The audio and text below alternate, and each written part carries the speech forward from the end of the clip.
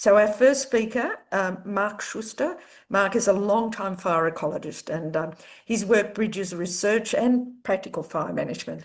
Now, Mark, I hope you don't mind us saying that your fascination with fire began in the 1970s, studying fire regimes and lizard populations, in particular in Queensland.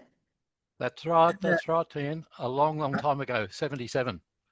So for the last 6 years, or last 10 years actually, I've worked exclusively in sandstone ecosystems.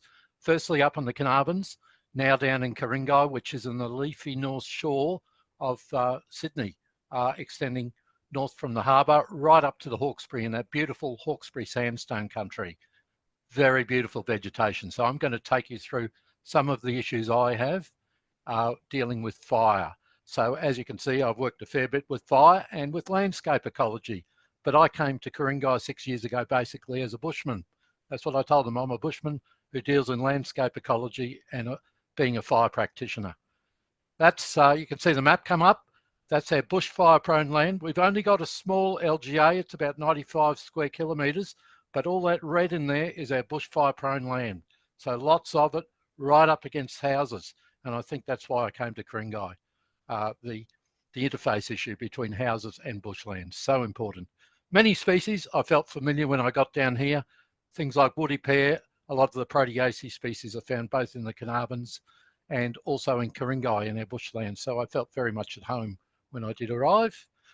My role in Ku-ring-gai, I reckon I'm the meat in the sandwich, if anyone is, between our very educated public who wants to know, why can't we burn this year outside my back fence, Mark? Why can't I? Or the other side, I'm on that seesaw, as you can see, between asset protection of houses and people, many people, about 140,000 people, and our biodiversity, ecological resilience, particularly of our wonderful bushland. And we have an urban tree canopy, about 55% coverage. Majority of bushland is pretty well sandstone, but we also have shale.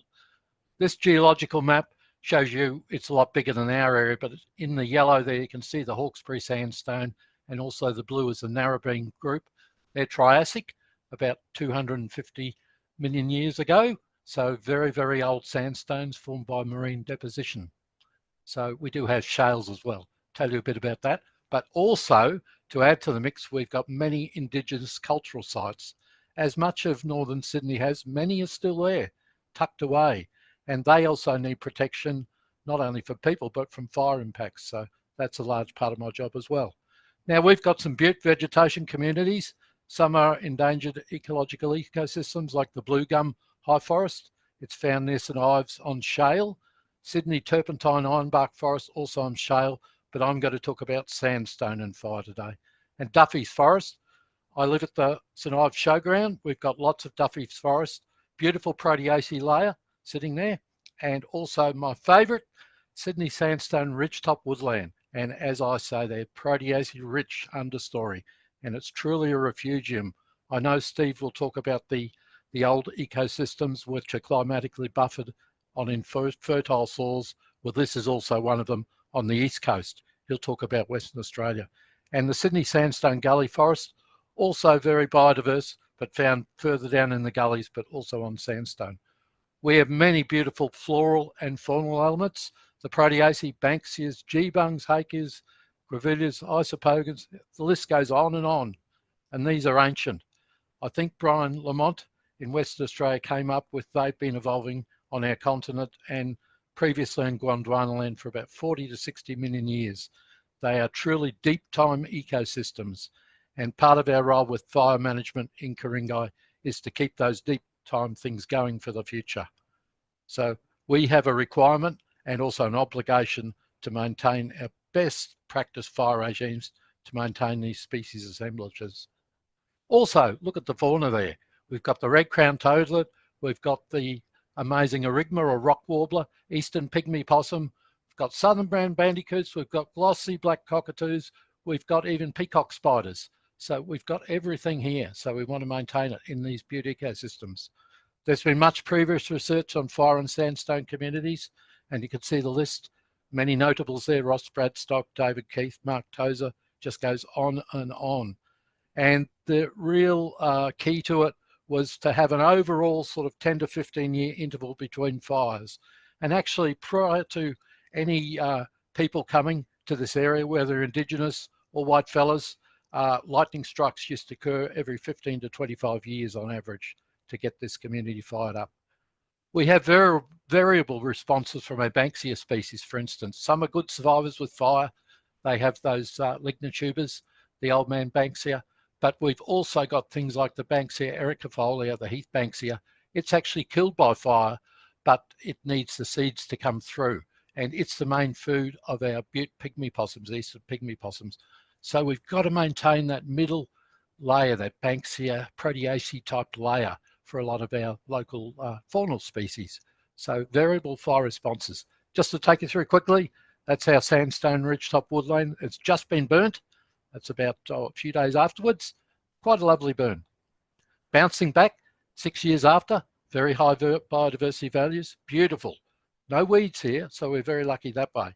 So we're subject to weeds because of nutrient enrichment in some of our sandstone edges. And 30 years plus. Now, actually, this photo is a control line where we'll be burning early next week, hopefully, and 31 years since fire. But a lot of the leptospermins, the Banksias, are senescing now. Too long since the last fire for them. Eastern pygmy possum, we've developed guidelines in council, a tale of adaptive management. Sufficient fire intensity, fire frequency, and exclude fire at peak Banksia flowering times when the pygmy possums need these as food to continue the habitat. Red-crowned toadlets, they are really an ancient specialist. And again, we've got guidelines to try and protect not so much individuals, but the species longevity in a lot of our burn blocks. And as I said, we do need burning in this type of country. And I'll talk a little bit about that in a moment. This is to do with the mesic shift and drought shift also. On top of the layer, we've got Duffy's forest on a little laterite layer on Lucas Heights soil plain. Then below that, Sydney Sandstone Ridgetop. It's on the top of the sandstone profile. And as we get down the gullies from the ridgetop, we've got Sydney Sandstone Gully Forest. So the main thing in our fire management is to let this shifting, whether it be up, the drought shift coming down, or mesic shift going back up as pitostrums come in, to keep that fluid layer going. Fire will often harden an interface between vegetation types, but our aim with our fire management is to keep a fluid layer so species can still seed and have the ability to seed, as opposed to ending up with just resprouters, which often happens with fire. So as I say, climatic shifting and sifting over deep time, but we've got to allow that with fire. Next one. Much the same, this slide, just getting into it. We've got very fragmented interfaces and also fragmented vegetation communities, some as small as 2 hectares. So we still have to burn those, but also watch out for weeds and that type of thing. So how do we deal fire-wise? We try and have a mix of cooler burns, moderate intensity burns at different times of year, and try and have a variance. It's probably the best way, seeing we don't know a lot about these communities yet. We're still learning. I'm still learning after 45 years in fire. And as I say here on the left, let biodiversity be our primary driver for our fire management program. We'll get hazard reduction with it along the way. So that's the way to go. And as I say here, beware of the grass fire cycle and fragmentation. A lot of these very vulnerable ridgetop communities are subject to fragmentation, whether it be mountain bike tracks, walking tracks, and then the weeds will come in. We might get blady grass coming in, which is a fire cycle grass. Even though a native, it accentuates the fire cycle. So that will change the vegetation community and stop that fluidity across the boundaries, up and down. So we want to keep those boundaries open with our fire management. Climatic shifting, deep time. We've got more extremes coming with climate change, so our fire management has to adapt. Planned burn program must not cause species decline in an area, so we do lots of monitoring. That's one of my roles. Also, planned burn program must not impact the ability of sifting and shifting to occur. That's mainly vertical topographic shifting, and allow for a variation in fire frequency intensity within our planned burn framework. Also, I keep a watching brief on the ratio of resprouters, fire adapted species to the seeders. So that's really important. Some thoughts of mine, again, much the same. My big take-home picture, use your soil moisture. And we watch that really carefully before we burn. We've got to have appropriate soil moisture so the fire doesn't creep up into the canopy, yet it's got to be enough intensity to open up seed pods in a lot of the Proteaceae. Avoid winter and early spring. And what we're really doing is attempting to mimic deep time fire regimes. That's our aim. Whether we're getting there properly, I don't know. Monitor, monitor, monitor, as David Lindemeyer would tell us, and I'm sure Steve Hopper would tell us, keep those results and put them back into your on-ground management program. So that's the way to go. And with every burn, as I've said, we learn. I'm learning every day. That's it, folks. Hope you enjoyed it. Thanks Stop so sharing. much, Mark. You finished in record time, so we're able to Wow. have, yeah, we're able to have some questions for you between now and the next speaker. So I think we'll turn over to questions. We have a good question. Mark, and a couple more up our sleeve. Mark, you've mentioned lightning strike a couple of times as a fire ignition source. How much of it, how much of the pre-European fires were lightning ignited as distinct from anthropogenic? Yeah, actually, well, they had to be originally to let the Proteaceae evolve, you know, say 80 to 90,000 years before indigenous people arrived. And I've done some research in the Carnarvons and down here on indigenous fire practices. There's very little information left, actually, but they did a lot of work in the Cumberland Plains with their fire management burning. Up in our area here on the northern ridge tops of Ku-ring-gai, they traverse the area and use fire for track maintenance, that type of thing, but not a great amount of fire in this particular area. Even on North Head, in similar vegetation, they would have burnt pretty frequently for bandicoots and wallabies, that type of thing, for food resourcing. But I can't find too much evidence here. Lightning strike, as I mentioned, every 15 to 25 years to get that fire roaring through the Proteaceae, that mid-layer community, to keep it going. It really needs that. So yeah, it's a hard one. So yeah, it is, Mark, and it's obvious that the difference between the sites you're talking about and the Cumberland Plain is that your sites have heathy understories rather than grassy understories. Yeah, and they that's right. obviously have very different nutrient levels, and yeah, so therefore can support different types of animals. Yeah, people have said to me, you know, why don't we just burn frequently and make a grassland layer? Well, I don't want that. That's not the way this country was previously on the sandstone. We've got that biodiversity and we've got to keep it here. Yep, and the only reason it's there is because it wasn't burned frequently. Can I can I ask you the next question, which is it's related because you're in a position where you have to deal with social and ecological issues. Yes. And it's very striking that we're dealing with very, very ancient systems here. You're talking about 250 million years old